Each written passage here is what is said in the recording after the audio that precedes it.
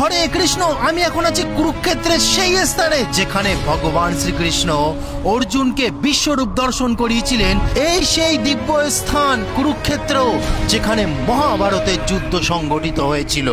ঠিক আমার চোখের সামনে ভগবান শ্রীকৃষ্ণ এখানেই দাঁড়িয়ে অর্জুনকে গীতা উপদেশ দিয়েছিলেন। আমি ভাবতেও পারছি না আমি সেই স্থানে দাঁড়িয়ে আছি। কি কি বলেছিলেন ভগবান শ্রীকৃষ্ণ বিশ্বরূপ দর্শনের সময় সবকিছু বলবো, তাহলে চলো। এই মাটিতে এক সময় যুদ্ধের ঢোল বেজেছিল, কিন্তু তার মধ্যেই এক যোদ্ধার হৃদয়ে চলছিল ধর্ম আর মমতার যুদ্ধ। অর্জুন তখন দ্বিধাগ্রস্ত, কেঁপে উঠেছিলেন তার নিজের অন্তরে। তিনি বলেছিলেন, হে কৃষ্ণ, আমি কিভাবে আমার গুরুজন পিতামহ আত্মীয় স্বজনদের হত্যা করব? তখন শ্রীকৃষ্ণ বলেছিলেন, হে পার্থ, আত্মা কখনো জন্মায় না, মরে না। যেমন মানুষ পুরনো পোশাক ফেলে নতুন পরে, তেমনি আত্মা পুরনো দেহ ছেড়ে নতুন দেহ ধারণ করে। তবু অর্জুনের মনে ছিল সন্দেহ, অস্থিরতা।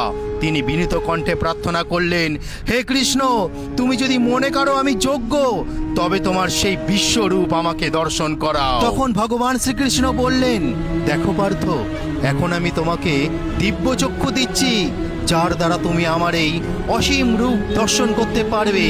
অর্জুন তখন দেখলেন অসংখ্য মুখ, অসংখ্য চোখ, সূর্য চন্দ্র অগ্নির আলোয় ঝলঝল করছে।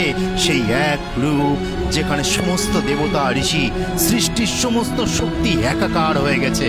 অসংখ্য আকাশ ও ভূমি জুড়ে ভগবান বিরাজমান করছে। ভগবানের মহিমায় সমস্ত দিক আলোয় ভরে গেছে। অর্জুন কাঁপতে কাঁপতে বললেন, হে দেব, আমি তোমার বিশ্বরূপ দেখে অভিভূত।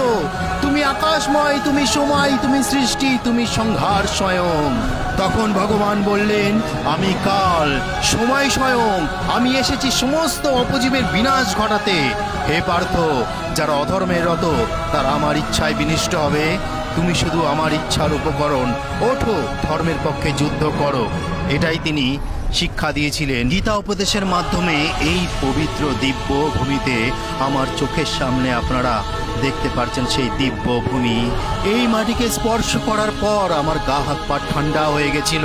আমার গায়ে শিহরণ দিয়ে উঠেছিল যে আমি কোথায় দাঁড়িয়ে আছি। এখানেই তো ভগবান শ্রীকৃষ্ণ তার বিশ্বরূপ দেখিয়েছিলেন অর্জুনকে। এখানেই তো তিনি গীতার জ্ঞান দিয়েছিলেন অর্জুনকে, যা মানব জীবনে আজও প্রবাহিত হয়ে চলেছে। আশেপাশে আরও নতুন গুরুকুল গড়ে উঠছে, আরও নতুন ইনস্টিটিউট গড়ে উঠছে সনাতন ধর্মের। এই সেই দিব্যভূমি আবার নতুনভাবে সেজে উঠছে।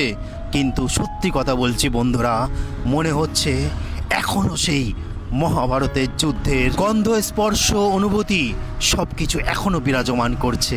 হরে কৃষ্ণ।